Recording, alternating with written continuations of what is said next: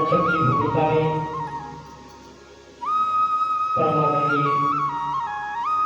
लेखा प्रचारक जी श्रीमान प्रद्युम्न जी,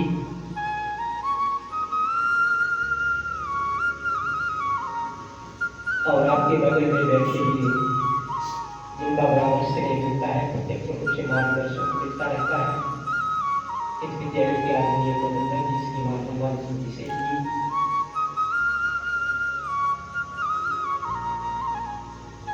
आप सबका हार्दिक स्वागत और अभिनंदन है।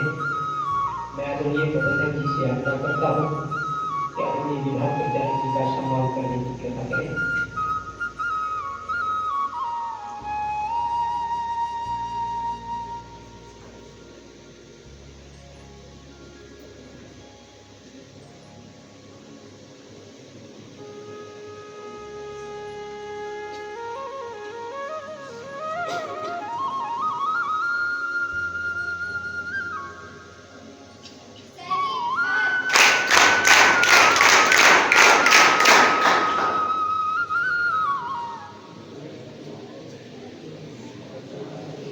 बात नहीं, इस विशाल कक्ष में अपने इस नगर के आदरणीय नगर प्रचारक श्रीमान सागर जी, अपना जो ये सचेतन राजनीतिक संगठन है भारतीय जनता पार्टी, इसके मीडिया प्रभारी जी और उनके साथ में भारतीय जनता पार्टी के कार्यकर्ता, आप सभी महानुभावों का हार्दिक स्वागत और अभिनंदन है। आज हम सब लोग कक्षा एकादश के भैया बहनों द्वारा कक्षा द्वादश के भैया बहनों के लिए उनके अच्छे भविष्य की कामना के लिए एक एकत्रीकरण किया है। हम सभी की तरफ से आप सभी भैया बहनों को हार्दिक शुभकामनाएं, आपका भविष्य उज्जवल हो, ऐसे हम सब लोग कामना करते हैं। सचेतीकरण के बाद आगे बहन से मैं आग्रह करता हूं कि आगे का कार्यक्रम बढ़ाए।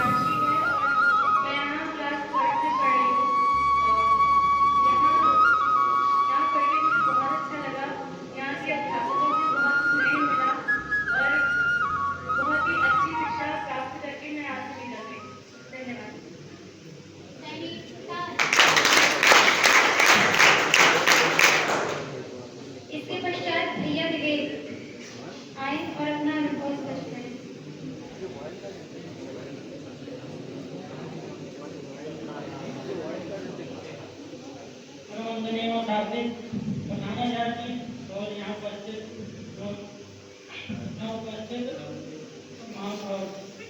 मैं आज आप सभी को बताना चाहता हूँ अपने बारे में कुछ कि हम यहाँ कक्षा से पढ़ रहे हैं और यहाँ के आचार्य जी और बहन जी सभी बहुत ही अच्छे हैं और हम लोग को सदा सही मार्ग पर चलने को सिखाते हैं।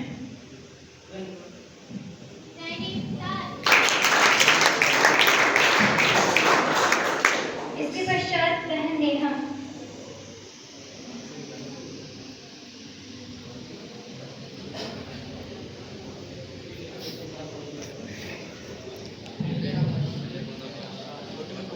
आदरणीय प्रधानमंत्री आचार्य जी, बहन जी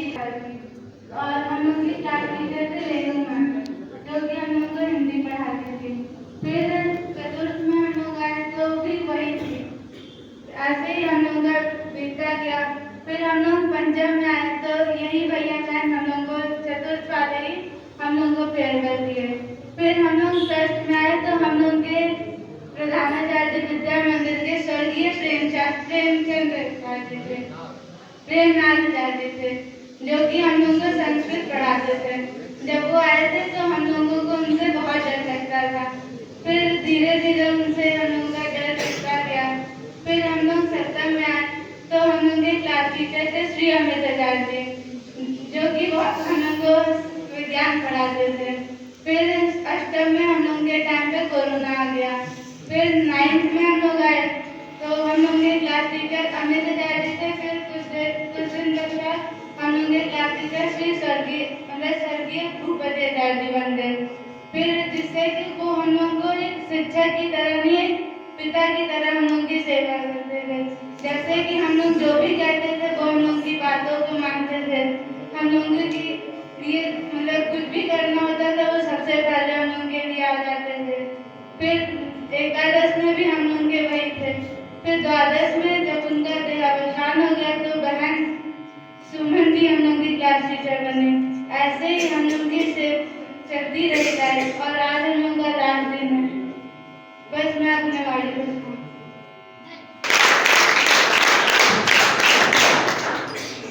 वंदनीय मां शारदे, आदरणीय अतिथिगण, प्रधानाचार्य जी एवं मेरे प्रिय भैया बहनों, जैसा कि आप सभी ने हम सभी के दीक्षांत समारोह में जो आयोजन किया, मैं उसके लिए अपने छोटे भैया बहनों का पहले धन्यवाद करना चाहता हूँ।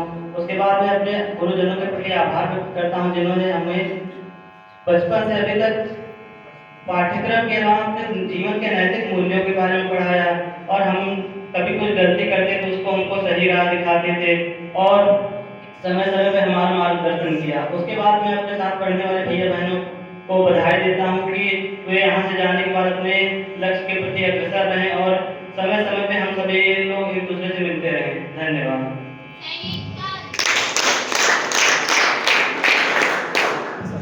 इसके पश्चात बहन नंदिनी आए और अपना अनुभव स्पष्ट करें।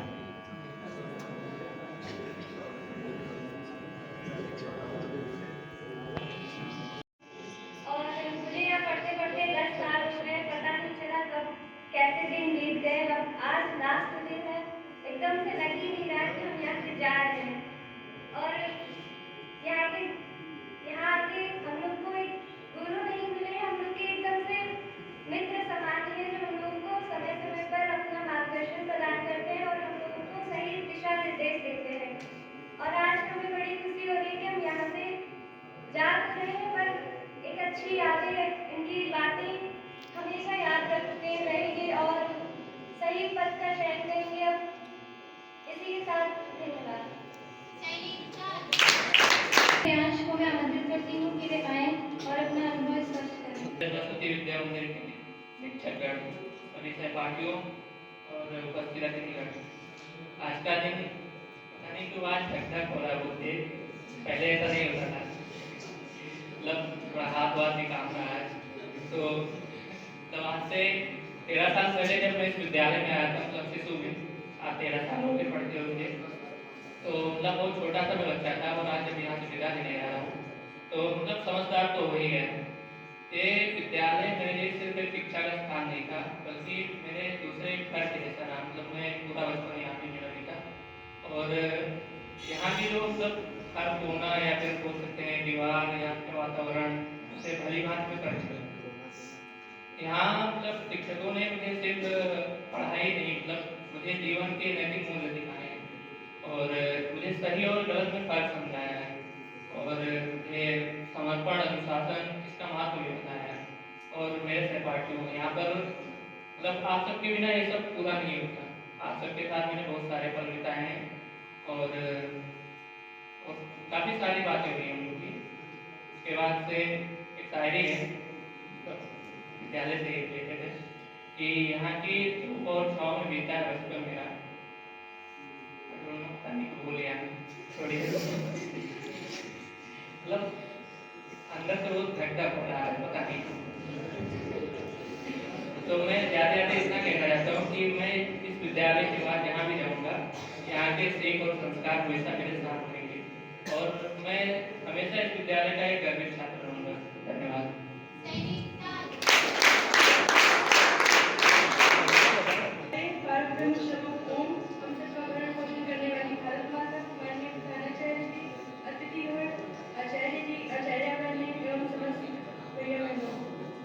जैसा कि हम सब जानते हैं, आज विद्यालय में हम लोग का अंतिम दिन है। उसके बाद हम लोग पूर्व छात्र कहलाएंगे। तो अपने बारे में कुछ बताने से पहले सबसे पहले मैं एकादश के भैया बहनों को दिल से धन्यवाद देना चाहूँगी कि उन लोगों ने इतने अच्छे समारोह का आयोजन किया हम लोगों के लिए। उसके बाद अगले क्रम में चलते हुए बताना चाहूँगी कि कक्षा 6 में मैंने यहाँ पे एडमिशन लिया और द्वादश तक आज पढ़ा। इस पूरे 6 साल की जर्नी में बिल्कुल ऐसा लगा ही नहीं कि किसी दूसरे स्थान पे आई। मतलब घर से विद्यालय आई तो लगा कि बिल्कुल घर पर नहीं हूँ। और यहाँ के सभी शिक्षक बिल्कुल अपने परिवार के जैसे रहे, हर मोड़ पे साथ दिया, जहाँ कहीं भी कोई समस्या आई तुरंत उसको सुलझाया। इसी के साथ मैं अपनी वाणी को विराम देना चाहती हूँ। धन्यवाद।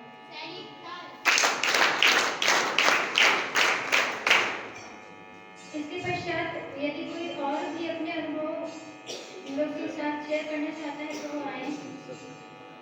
आज की कक्षा चार्य बहन से निवेदन करती हूँ उनके लिए आए और हम लोगों को आशीर्वचन प्रदान करने की कृपा करें। भारत माता पंचा सिंह अतिथि बहुत प्रिय भैया बहन, ये आपकी कक्षा एक ऐसी कक्षा है जिसमें से भैया बहनों ने यूपी की मेरिट लिस्ट में अपना नाम दर्ज कराया। और ये निवेदन मेरा फिर से है कि आप एक नहीं दर्जनों की संख्या में यूपी की मेरिट लिस्ट में अपना नाम दर्ज कराएं। जिस लक्ष्य को आप प्राप्त करना चाहते हैं उस लक्ष्य को प्राप्त करें, ये मेरा आशीर्वाद है। और साथ ही एक निवेदन जो मैं हर साल भैया बहनों से करती हूँ कि आपसे हमारा कन्वर्सेशन लगातार बना रहे, जिसके लिए आपके घर में जो भी छोटे भैया बहन हों उनको हमारे पास जरूर भेजें। और जिस भी लक्ष्य को आप प्राप्त करना चाहते हैं उसके लिए निरंतर प्रयास करते हैं। ये विद्यालय का आखिरी दिन नहीं है आपका, ये आपका पहला दिन जब आप पूर्व छात्र के रूप में हमारे पास आए। आज आपको यहाँ पर आपने कई सारे परिवर्तन भी देखे होंगे कि पहले विदाई समारोह का यहाँ बैनर लगा होता था और निवेदन किया गया कि उस विदाई समारोह को न करके शुभकामना समारोह किया जाए, और उस चीज को स्वीकार भी किया गया। दूसरी चीज है कि मैं अपने भैया बहनों का प्रतिनिधित्व करते हुए पंचा सिंह अतिथि बंधु से निवेदित करूंगी कि भैया बहनों की हमेशा शिकायत रहती है कि इस विद्यालय को इंटर कॉलेज बनाए। ये हमारे भैया बहन हमसे कहते हैं, इसलिए इनका प्रतिनिधित्व करते हुए मैं आज आपसे कहूँ,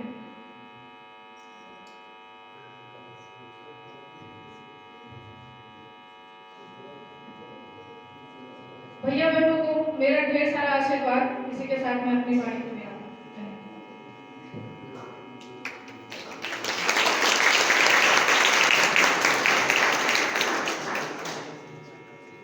इसके पश्चात मैं माननीय मुख्य अतिथि महोदय से निवेदन करती हूँ कि वे आए और हम सभी भैया बहनों को आशीर्वचन प्रदान करने की कृपा करें।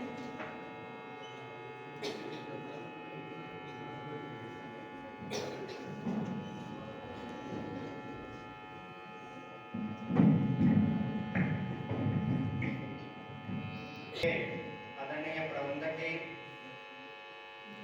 विश्वविद्यालय को सभी सुचारू रूप से हम सबको शिक्षा के क्षेत्र से लेकर के एक व्यवहारिक जीवन तक ऐसा प्रशिक्षण देने वाले हम सबके आत्मप्रिय प्रधानाचार्य जी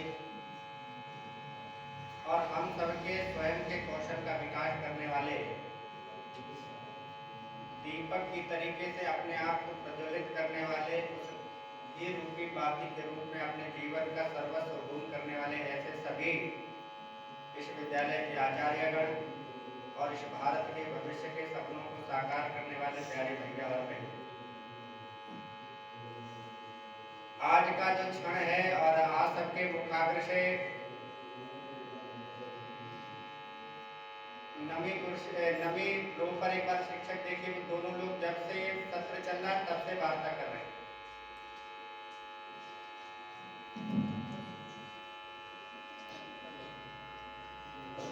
दोनों भैया बहन हैं, आखिरी रो के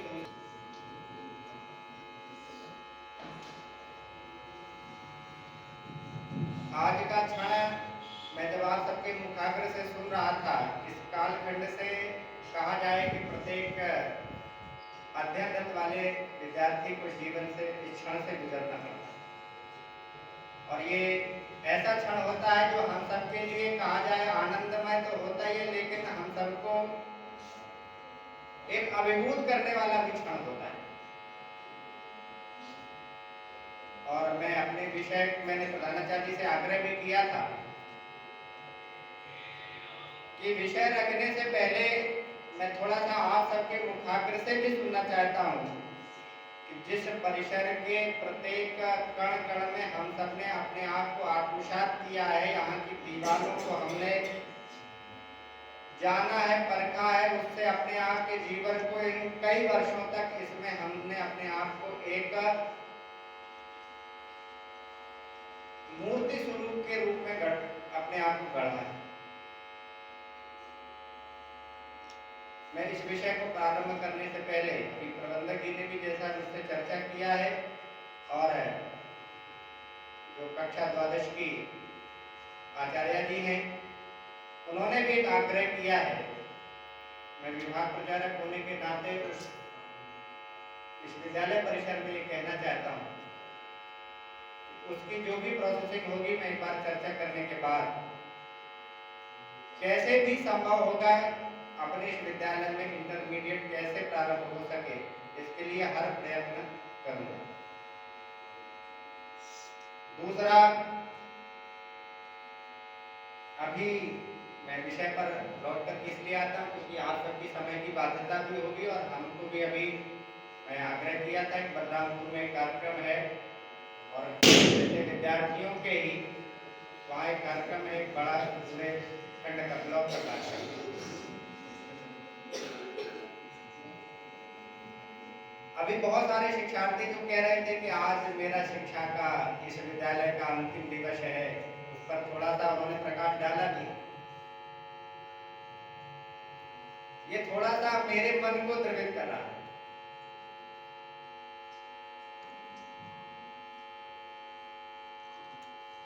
यानी यह शिक्षा और संस्कार दो शब्द ऐसे हैं, अगर इस विद्यालय में शिक्षा लेने के बाद अगर हमारे संस्कार अगर ये कहने लग जाएं कि ये विद्यालय में मेरा अंतिम दिवस है, तो फिर वो संस्कार की जो शिक्षा थी वो कहीं न कहीं इस विद्यालय में सिर्फ व्यवसायिक थी। मैं शिक्षा अध्ययन करने के लिए आया था, लेकिन अगर जिनके अंदर वो संस्कारों का बीज प्रतिष्ठित हो गया तो फिर उसके दिन में इस विद्यालय के लिए कभी अंतिम दिवस का बात भी उनके जीवन में आ ही नहीं,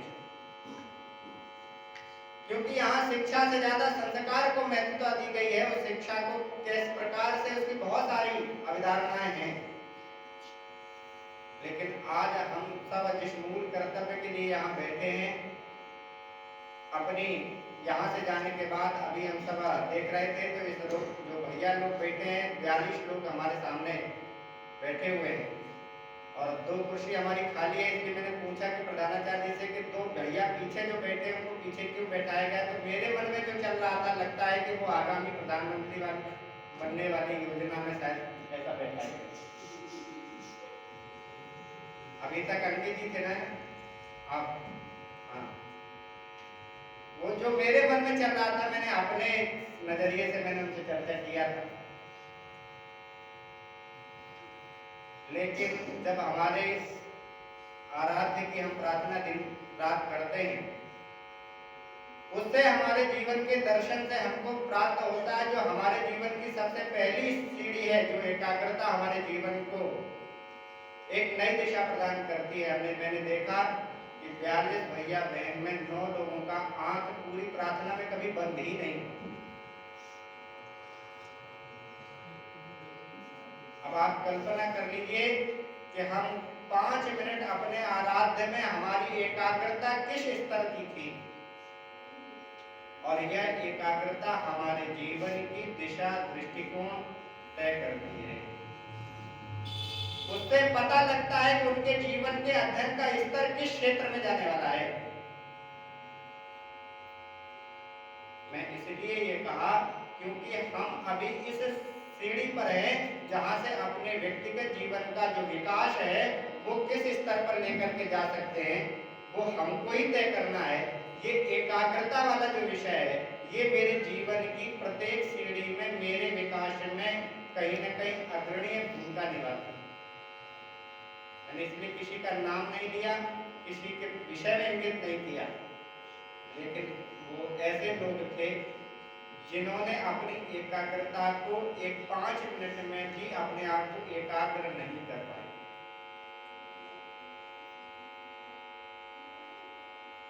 दूसरा जो विषय है, हम सब इस परीक्षा के लिए जा रहे हैं, तो अभी भैया कह रहे थे मेरा पैर कांप रहा है, हाथ भी कांप रहा है।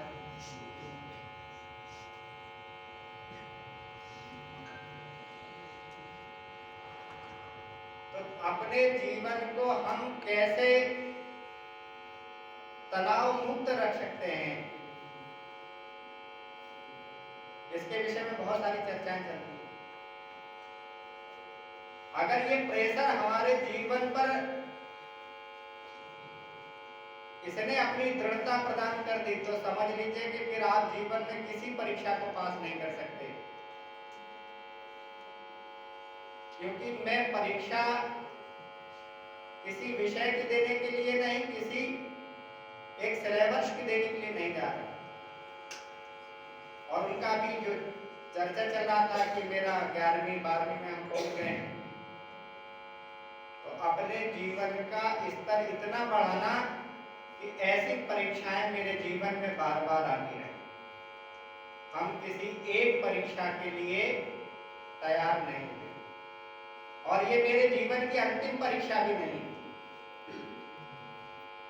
ऐसी परीक्षाएं मेरे जीवन में बार बार आती रहेंगी, हमारी शिक्षा का स्तर इतना बढ़े, ये सारी परीक्षाएं उसमें समाहित हो जाएं, तब आप इस लायक बनेंगे।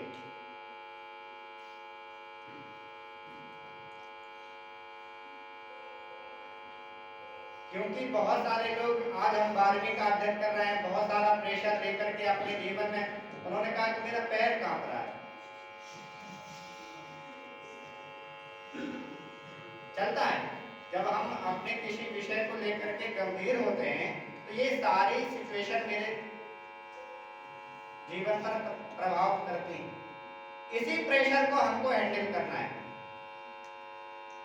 बहुत सारे भैया हमारे सामने बैठे हैं, हम इन सब प्रेशर को कैसे रिलीज कर सकते हैं, क्योंकि हमको जिस दिशा पर जाना है, अगर हमारा लक्ष्य केंद्रित नहीं होगा तो परिणाम केंद्रित नहीं आने वाला। हम सब क्रिकेट खेलते हैं ना, बहुत सारे भैया खेलते हैं। जब प्रेशर रहता है तो प्रत्येक व्यक्ति के मन पर एक चिंता की लकीरें दिखाई देती।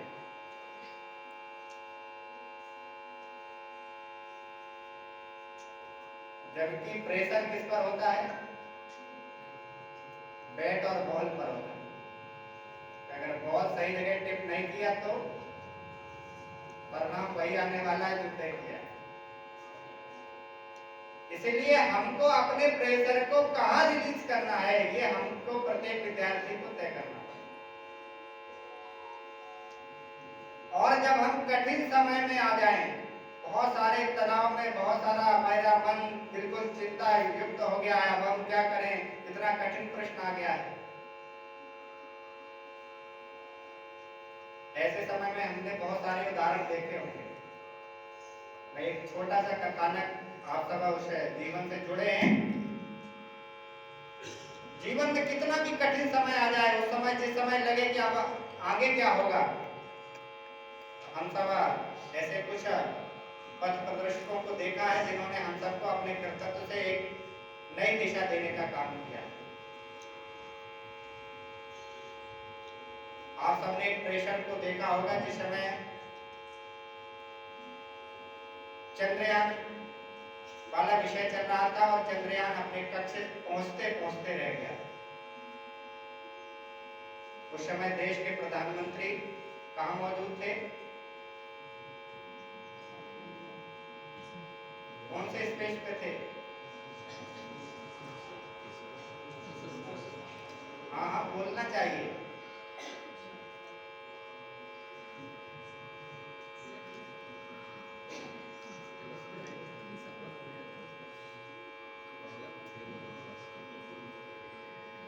जब वो चर्चा कर रहे थे और जिस समय उनको बताया गया कि चंद्रयान 2 अपने कक्ष पर पहुंचते पहुंचते उस जगह से विलुप्त हो गया है। आप कल्पना करेंगे कि जिस समय सब लोग तनाव युक्त अपने मन को इधर उधर एक दूसरे से वार्ता भी नहीं कर रहे थे, उस समय प्रधानमंत्री जी वहां पर आप जैसे छोटे बच्चों के बीच में जा करके अपने मन का प्रेशर रिलीज कर रहे हैं। एक इतना बड़ा व्यक्तित्व, जहां कहा जाए कि इतने बड़े सारी भूमिका उसने उसके अनुसार चल रही थी, फिर भी कहां जाकर के रिलीज किया? क्योंकि ये मन चंचल होता है, उस मन की चंचलता को उन्होंने स्वीकार करके अपने सारे प्रेशर को रिलीज कर दिया। यानी हम सबके जीवन में भी ये परीक्षा का तनाव, इतना बड़ा प्रेशर दिए होगा, हम अपने प्रेशर को कैसे अपनी कनेक्टिविटी से जोड़ सकते हैं, उसको कैसे रिलीज कर सकते हैं, ये स्वयं तय करना पड़ेगा। क्योंकि शिक्षा कई प्रकार की होती है और शिक्षा जब हम उसके प्रकार जब हमारे जीवन में आते हैं, उसके अनुसार अपने जीवन की दिशा हम सबको तय करनी पड़ती है।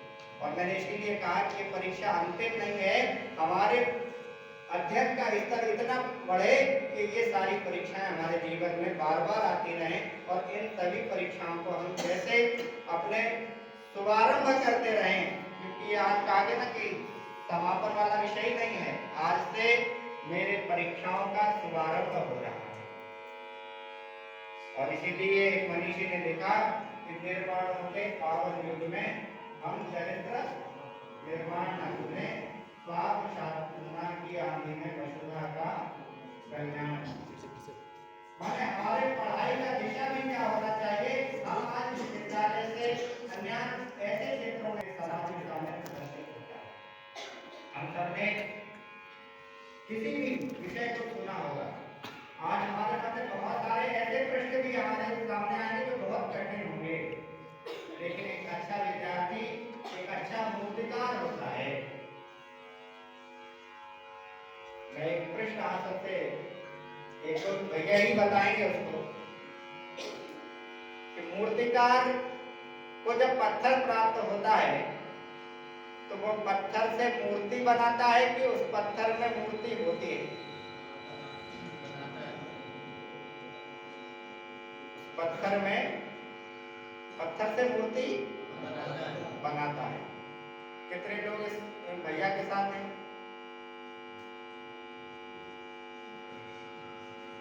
अब मैं थोड़ा सा इसको डिफाइन करता हूं। जो मूर्ति बनानी है वो उस मूर्तिकार के मन के आभा मंडल में होती है और वह पत्थर में उसको अलंकृत करते हुए जो अविकार है उस पत्थर से उसको हटा देता है और वो मूर्ति उसमें प्रदर्शित हो जाती है। उस मूर्ति में पत्थर में वो मूर्ति नहीं है, वो मूर्ति कहाँ है? तो वो मूर्तिकार के रूप में है। उस पत्थर से अवयव हटाता है तो वो मूर्ति उसमें प्रदर्शित हो जाती है। ऐसे ही हमको अपने लक्ष्य तय करना पड़ेगा, उस लक्ष्य को केंद्रित करना पड़ेगा।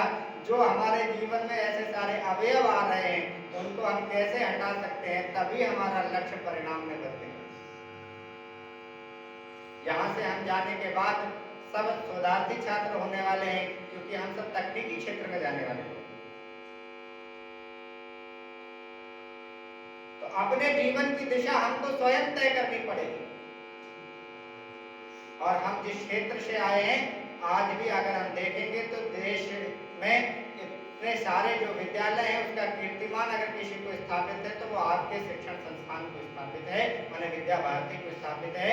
और आज उस विद्या भारती की जो आधारशिला है वो दुनिया उसका स्तंभ मान रही है कि सबसे ज्यादा अगर किसी भी क्षेत्र में अगर कहीं से विद्यार्थी निकले हैं तो विद्या भारती के संस्थानों से निकलने वाले आज इधरों से लेकर के हर संस्थान में उनकी भूमिका है।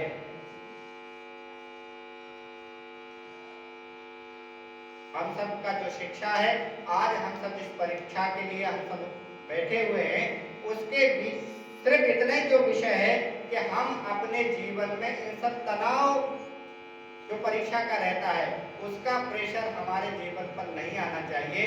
हम कैसे अपने आप को सहज रख सकते हैं, कैसे हम सरल रह सकते हैं, तभी हमारे जीवन में वो हमारा जो लक्ष्य है वह प्राप्त होने वाला है। और अपने जीवन को कैसे सहज और सरल रखा जा सकता है, तो विद्यार्थी हम सब जानते हैं कि हम सबका उपासक कौन है। तो हम सब हनुमान जी को अपना उपासक मानते हैं। उनके जितना जीवन में सहज और सरल कोई नहीं हुआ है, और उनकी सहजता सरलता अगर मेरे जीवन के अल्पांश भी अगर आ गई, आप कल्पना करिए कि जिस भक्त ने अपने भगवान के नाम जपते जपते अगर दुनिया में देखा जाए उनकी आराधना, उनकी तपस्या, उनका दारुण, उनकी तीक्ष्णा, उनके अपने जीवन की तपस्या के आधार पर इतना बदल दिया कि आज उस भगवान से भी ज्यादा अगर दुनिया किसी को पूजती है, मानती है, उनकी स्थापना करती है तो वो हनुमान जी। राम से भी ज्यादा मंदिर इस अगर देश और दुनिया में बने तो हनुमान जी के बने, और वो बने इसलिए हैं क्योंकि उनके जीवन में वो सहजता थी, सरलता थी। कभी कोई इच्छा ही जाहिर नहीं की। कभी कभी हमारे मित्र और हमारी मंडली में ये चलता है, अगर ये मिलेगा तभी हम ये करने वाले। कभी हनुमान जी को भगवान राम से कुछ मांगते हुए देखा है, किसी ने पढ़ा है, सुना है, और तब उनको प्राप्त हुआ। माने माँ जानकी ने एक वरदान दिया कि अजर अमर हो तुम जाओ। माने जिनको अजर का और अमरता, माने जब तक इच्छा है जो करना है वो करिए, ऐसा माँ जानकी का वरदान अगर किसी को प्राप्त हुआ तो वो सहजता और सरलता से, उनकी कुशाग्र बुद्धि से। इसलिए कहा गया कि बल बुद्धि कौन देने वाला है, तो हनुमान जी देने वाला। उनका एक ही लक्ष्य था, राम काज करवे को आतुर। और हम सबका भी एक ही लक्ष्य है, वो क्या है, राष्ट्र काज करवे को आतुर। माने हमको भी जो निर्माण करना है वो अपनी शिक्षा किसके लिए होगी, वो राष्ट्र के लिए होगी। जब हम इस प्रकार की दृष्टि, इस प्रकार का दृष्टिकोण अपने जीवन पर लेकर के आएंगे तो निश्चित हमारी जो शिक्षा और जो संस्कार का एक महत्व रहा है वो निश्चित हमको एक ऐसी भूमिका पर लेकर के जाएगा जिससे समाज भी एक ऐसे कृतित्व, एक ऐसे व्यक्तित्व का आभास करेगी जो एक दुनिया को नेतृत्व देने वाला होगा। उस नेतृत्व की तरफ हमको बढ़ना है, हमारा कर्तव्य ऐसा रहे, यह सब हमारे जीवन में बना रहे। इस दृष्टि से मैंने आज सबको कुछ बातों का आह्वान कराया है। शेष आप अपने जीवन की ओर, पथ की ओर अग्रसर हों और इसकी शुभकामनाएं देते हुए कहा जाए कि जब तक ध्येय न पूरा होगा तब तक पक्की गति न रुकेगी। आज कहे चाहे जो दुनिया, कल हमारे संस्कारों को लेकर के चलेगी।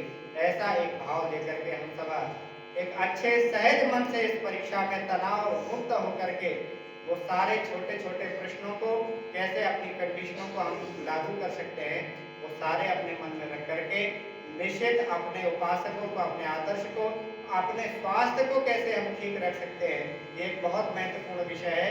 इस पर आपने, क्योंकि हम सब दिन भर पढ़ाई कर रहे हैं, रात भर जाग रहे हैं, सुबह पेपर है, आपने पढ़ाई किया होगा तो आप कल्पना करिए कि आप जो चाहेंगे वही होने वाला है। आपके अंतिम दिवस आपकी पढ़ाई वो काम नहीं आने वाली। जैसे यहाँ पर आप दो प्रकार के पुष्प देख रहे हैं, एक पुष्प आर्टिफिशियल है और एक पुष्प महक किसमें आ रही है आपको भी पता है। ये आपकी अंतिम दिन की पढ़ाई आर्टिफिशियल पुष्प जैसी होने वाली, और आपने अपने जीवन को प्रत्येक दिन, प्रत्येक क्षण उसमें अगर खपाया होगा तो जो ये पुष्प महक रहे हैं, आपकी पढ़ाई ऐसे ही आपकी परीक्षा पर महकेगी, आपके प्रश्नों पर महकेगी। अब आपको तय करना है कि हमारा जीवन कौन से पुष्पों की तरह महके। इन कुछ शब्दों के साथ मेरा विषय समाप्त होता है। भारत माता की जय।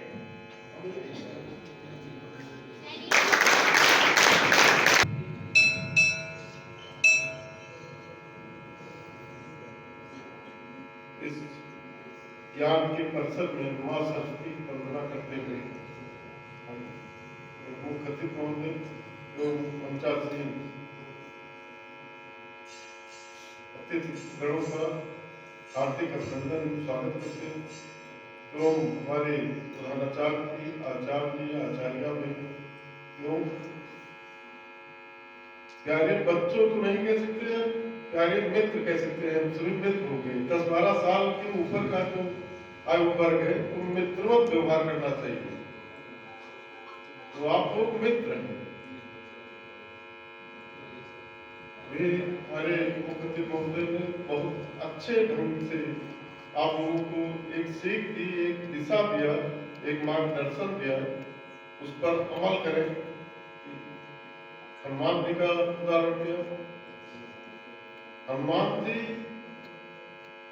आपन तेज संभालो आप पे, वो तेज आपको अपने अंदर डेवलप करना है कि आप अपना तेज संभालें। हनुमान जी एकाग्रता की प्रतिमूर्ति थी। स्वामी विवेकानंद को कोई किताब दे दी जाती थी तो पूरा समर्पण उसमें कर देते थे। फिर बाकी दुनिया में क्या हो रहा है इससे कोई मतलब उनका नहीं होता था उसको, और तुरंत कंठस्थ कर लेते थे। उनसे आप पूछ सकते थे कि ये किस पेज पर क्या लिखा, किस पृष्ठ पर। इस तरह अपने को बनाकर आगे बढ़े। एकाग्र होना आप लोगों को बहुत ही जरूरी है। जो भी विषय पढ़ाए हैं, जो भी कार्य करें, उसमें एकाग्र चित्त पूरा समर्पण कर दीजिए उसमें, फिर सब कुछ भूल जाएंगे। ये मस्तिष्क तो वैज्ञानिक रूप से बहुत सिद्ध भी हो चुका है कि एक कंप्यूटर, सुपर कंप्यूटर, इस मस्तिष्क में अच्छी चीजें भी रहेंगी, बुरी चीजें भी जो प्रवेश से हमें मिलेगी, उस बुरी चीजों को हम डिलीट कर दें और अच्छी चीजों को ही उसको सेव रखें, सुरक्षित रखें। इस विद्यालय से भी बहुत बच्चे शिशु से आए हैं, कुछ बीच में आए होंगे, 6 में आए होंगे, कुछ बाद में आए होंगे। जो अनुभव रहा इस विद्यालय का, संसार में जितनी भी शिक्षा संस्थाएं हैं उसमें ये हमारा सरस्वती सरस्वती विद्या भारती ये अलग तरह की शिक्षा देता है, जैसा कि भी मुख्य महोदय ने बताया।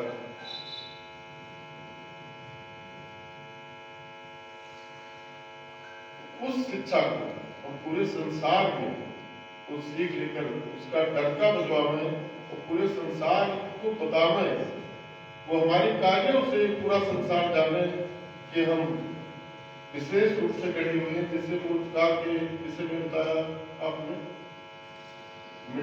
कुम्हार क्या करता है कि मिट्टी को कूटता है, पीटता है, उसको बनाकर जैसा चाहता है वैसा आकार दे देता है।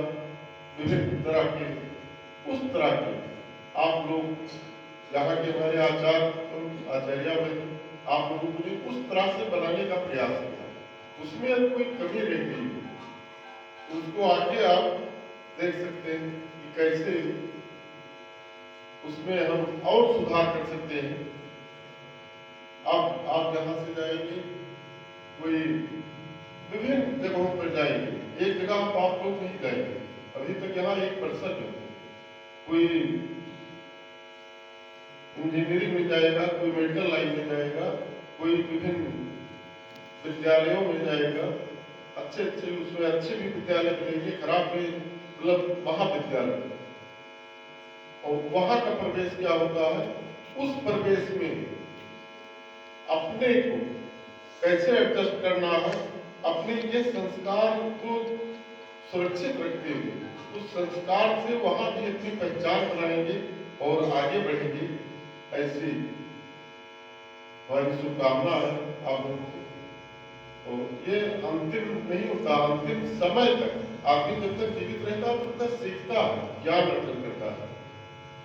अब आप लोग ऐसे मोड़ पर खड़े हैं, ये बागमे के बाद आप जा रहे हैं, ऐसे मोड़ पर आ गए, आपको अपना लक्ष्य तय करना है और उस लक्ष्य को प्राप्त करने के लिए भरपूर समर्पण देना है अपने संसाधनों का। जैसी जिसकी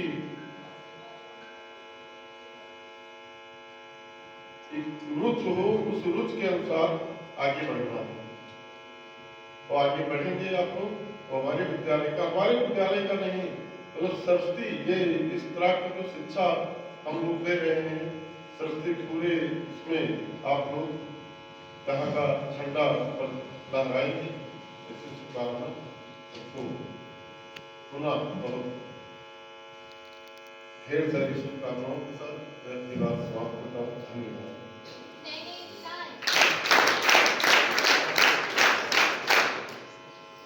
कार्यक्रम के अंत में मैं अपने विद्यालय के वरिष्ठ आचार्य श्रीमान राजीव सर जी को आमंत्रित करती हूँ कि वे आए और आभार ज्ञापन के साथ हम सभी को सूचना दें। सामने मंचस्थ महानुभाव आचार्य साथियों, आचार्य बने, प्रिय भैया बहनों, आज द्वादश के जो शुभकामना संदेश समारोह में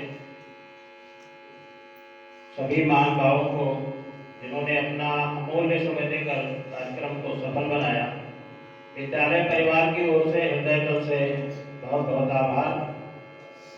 आशा है कि जब कभी विद्यालय को आपकी आवश्यकता पड़ेगी, आप अपना अमूल्य समय अवश्य देंगे और हम लोगों को आपके आशीर्वचन प्राप्त होते रहेंगे। कार्यक्रम के अंत में कक्षा द्वादश के भैया बहनों के लिए कुछ सूचनाएं हैं, कुछ सावधानियां हैं। जैसे जब आप परीक्षा देने जाएंगे तो उससे पहले घर पे अपना जो प्रवेश पत्र है, जो लेखन सामग्री है, उसको सबसे पहले व्यवस्थित करके रख लेंगे। विद्यालय जहाँ आपका सेंटर है, सेंटर वैसे सबको पता हो गया होगा, लेकिन एक बार पुनः हम आपको स्मरण करा देते हैं। जो कक्षा द्वादश के भैया हैं, उनका जो सेंटर है वो अपना ही रेलवे गांधी पुल के नीचे यहाँ आपका सेंटर है। जो द्वादश की बहनें हैं, उनका सेंटर जो सक्सेरिया या सरजू प्रसाद इंटर कॉलेज, कन्या इंटर कॉलेज है, आदमगढ़ी मैदान के सामने, वहाँ पर है। जो हाई स्कूल के भैया हैं, उनका जो GIC इंटर कॉलेज है, बस स्टॉप के पास, वहाँ पर आपका परीक्षा केंद्र है। जो बहनें हैं हमारी हाई स्कूली, उनका टॉमसन इंटर कॉलेज में है। तो प्रवेश पत्र को भूलेंगे नहीं, सबसे पहले उसको अपने कागज में रख लेंगे। आधा घंटा पहले आप पहुंचेंगे विद्यालय में, जहाँ भी आपका परीक्षा केंद्र है, आप पहले दिन आधा घंटा पहले पहुंचेंगे। उसके बाद आप 15 मिनट पहले पहुंच सकते हैं। वहां जाने के बाद आप आसपास अपनी सीट के देख लेंगे, कहीं कोई कागज, कोई सीट नहीं होना चाहिए। अपना रोल नंबर ठीक से देखेंगे। सबसे बड़ी सावधानी आपके लिए रहेगी कि जो आपको वेरिफिकेशन कार्ड मिलेगा, जिस पे आप हस्ताक्षर करते हैं, उपस्थित माने जाते हैं, उसको बहुत सावधानी पूर्वक भरना। और परीक्षा कक्ष में प्रश्न पत्र को पूरा ठीक से पहले पढ़ेंगे। 15 मिनट उसके लिए समय रहता है। कोई भी प्रश्न छोड़ के नहीं आएंगे। जो आता है उसको पहले लिखेंगे, जो नहीं आता है उसको भी लिख के आना है। यहाँ पे तो मना किया जाता था, लेकिन वहाँ आप पूरी कॉपी भरेंगे, कोई प्रश्न छोड़ के नहीं आएंगे, पूरा प्रश्न पत्र हल करना है। और सावधानी आपको ये रखनी है कि जो लॉन्ग आंसर है, शॉर्ट आंसर है, उसको आप मैनेज करेंगे ठीक से। जैसे जो प्रश्न आएगा उसको पहले हल कर लेंगे। आप जो नहीं आता है उस पे समय बर्बाद नहीं करेंगे। नहीं, कभी कभी ऐसा होता है कि आप उसको हल करने में लग गए, आप ही नहीं पाया और आपका एक प्रश्न का समय चला गया। तो जो श्योर है एकदम कि देखते ही लग रहा है कि आंसर पूरा हमें तैयार है, उसको सबसे पहले कीजिए। हर प्रश्न का क्रमांक जरूर लिखना। प्रश्नोत्तर नंबर 2 का 2 का था, प्रश्नोत्तर नंबर 3 का। ऐसा इसलिए करना है कि क्योंकि जो एग्जामिनर होता है वो आपका क्रमांक पीछे प्रश्न पत्र में पलट कर नहीं देखता, यदि आपने 3 के का प्रश्न केवल का लिख दिया है तो दूसरा प्रश्न मान करके 2 नंबर देकर चला जाएगा 4 नंबर में। तो ये सावधानी, इसका नुकसान अक्सर उठाना पड़ता है, इसलिए हर प्रश्न का क्रमांक जरूर लिखेंगे। हर प्रश्न पत्र को यानी पूरे प्रश्न को सॉल्व करेंगे, कोई प्रश्न छोड़ेंगे नहीं आता है तब भी उसके बारे में कुछ ना कुछ लिखना है। समय का प्रबंधन कर लेंगे कि कितने समय में हमें, अभी समय है आपके पास 1 हफ्ते का प्रश्न पत्र, आप कोई हल कर लीजिए मॉडल पेपर, देखिए कितना समय लगता है उसमें। कभी कभी आता हुआ प्रश्न और हम लोग नहीं कर पाते हैं कि पूरा प्रश्न पत्र नहीं हल हो पाता, तो हम कहते हैं कि समय कम पड़ गया। समय कम नहीं होता, 2.5 घंटे में जिसको पेपर आता है वो अपना पूरा प्रश्न पत्र 2.5 घंटे में हल कर सकता है। आधे घंटे आप रिवाइज कर सकते हैं, लेकिन समय नियोजन ना होने के कारण आपका समय ज्यादा लगता है और प्रश्न छूट जाते हैं।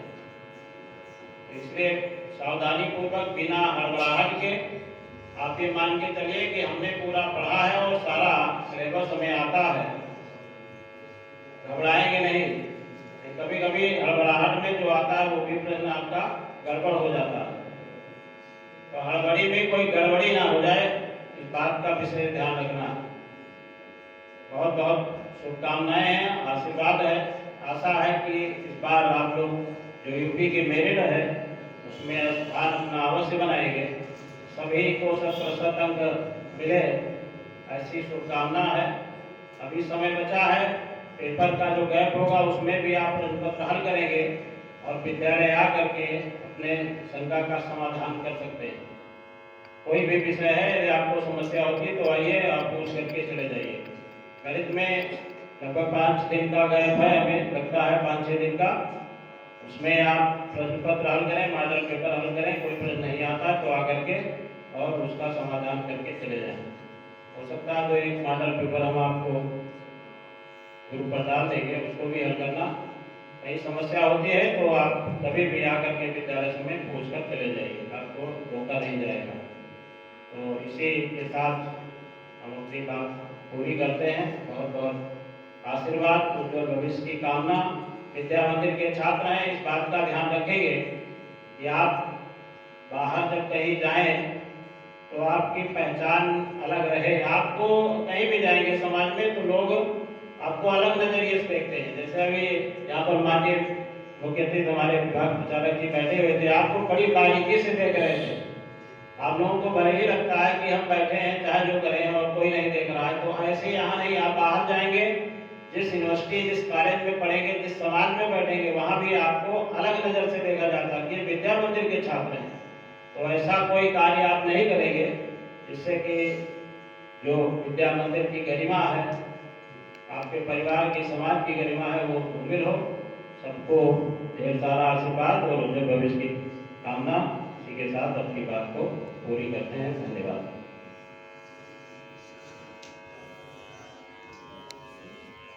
यहीं पर द्वादश के भैया बहन यहीं बैठेंगे, एकादश के सभी भैया बहन अपना सहयोग करके यही